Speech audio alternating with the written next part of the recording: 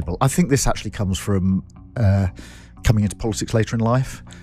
Outside of politics, most of the time, most people at home or at work see a problem. Can a leader survive when the very people they represent turn their backs on them? This is the question that arises after Keir Starmer, the leader of the UK Labour Party, was harshly criticised during a live radio show. The tough questions from listeners not only revealed deep dissatisfaction within the public, but also exposed significant flaws in his vision and leadership strategy. While Starmer tried to maintain his calm demeanour, moments of confusion and unconvincing responses led both supporters and opponents to question whether he had the capability to lead the Labour Party forward.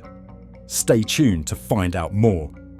At the start of the show, everything seemed normal. However, what followed left everyone stunned. Angry calls, pointed questions, and a shocking revelation that could undermine Keir Starmer's leadership.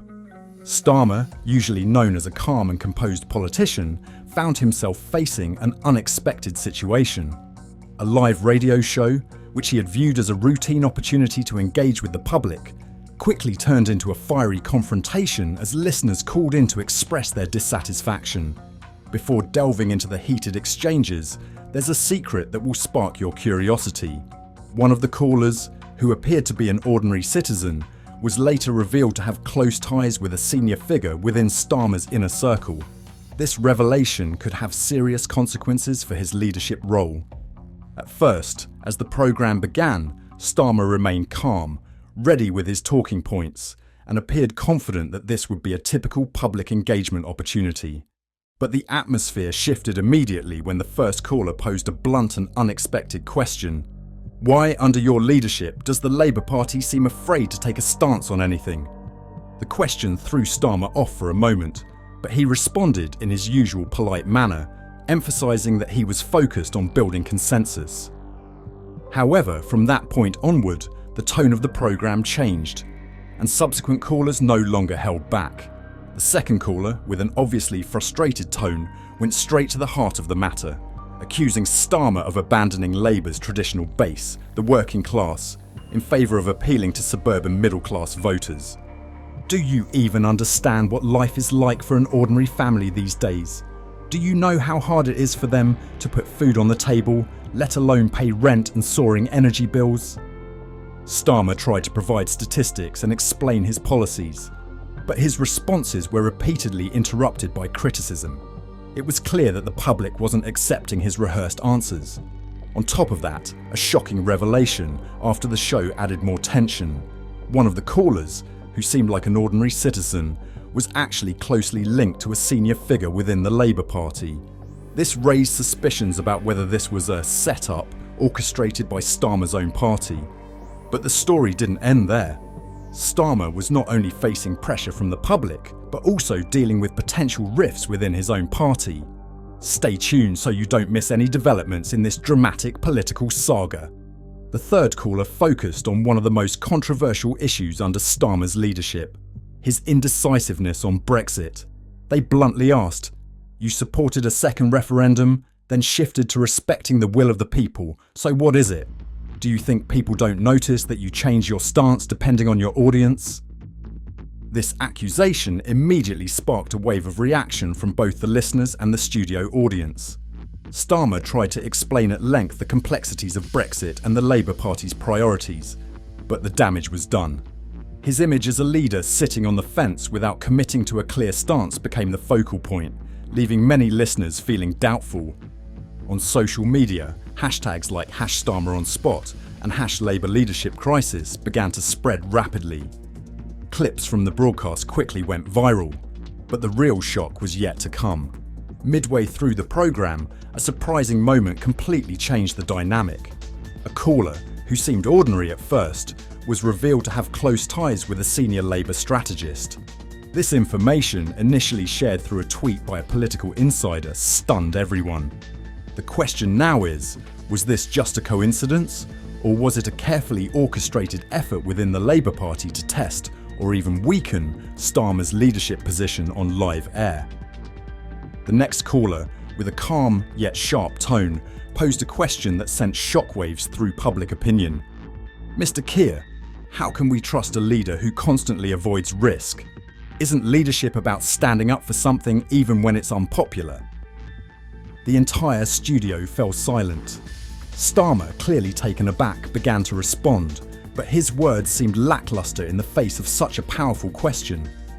The revelation of the caller's connection to Labour's inner circle only heightened curiosity, as many began to speculate about internal divisions within the party. Was this a calculated move to push Starmer out of his comfort zone, or was there a deeper agenda at play? As the programme continued, the pressure mounted. Listeners continued to call in, criticising Labour's economic policies or the lack of specificity in Starmer's statements. In one tense exchange, a small business owner criticised Starmer for his unclear stance on property taxes. You talk about fairness, but where's the fairness when you squeeze small businesses while letting billionaires off the hook? Starmer tried to redirect by emphasising Labour's proposed economic reforms, but his responses seemed rehearsed and failed to convince both the caller and the audience. Starmer's frustration began to show. His usual calm demeanour was replaced by moments of defensiveness, and his attempts to regain control of the conversation only highlighted the gaps in his messaging. Meanwhile, rumours about the caller's ties to the party continued to spread rapidly on social media. Some speculated that this could be part of a larger strategy to challenge Starmer's leadership from within. The internal rifts in the Labour Party, often concealed behind closed doors, were now laid bare for the public to see. And this moment could not have come at a worse time. The climax of the programme came when a young caller, representing a group of university students, asked a simple yet devastating question. What is the point of the Labour Party if it's just a softer version of the Conservative Party?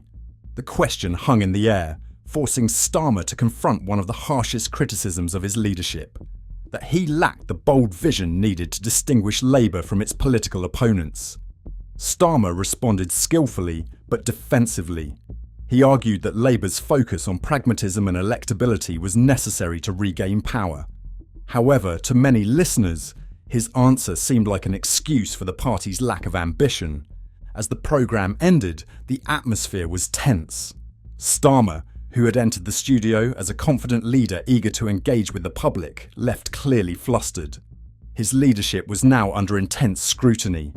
The revelation of the caller's connections within Labour only added to the intrigue, leaving both supporters and critics questioning the future of the party under his leadership.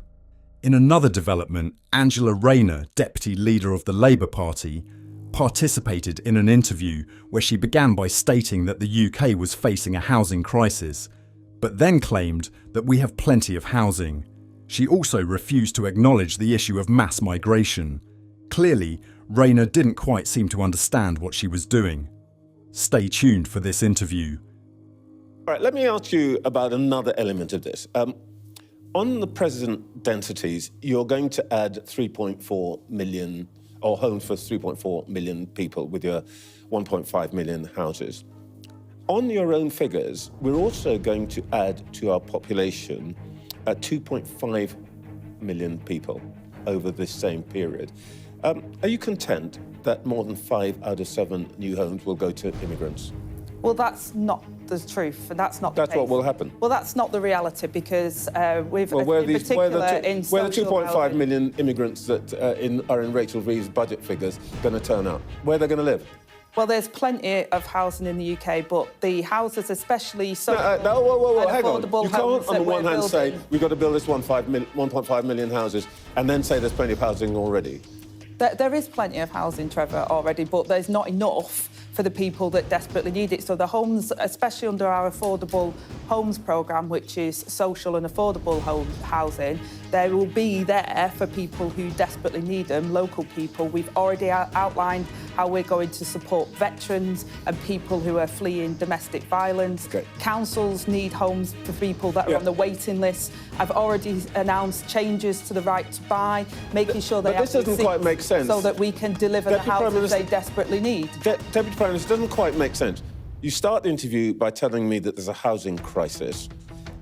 When I remind you that you have said yourselves as a government, we're going to need 2.5 million migrants. Some of them, by the way, people are going to build the houses.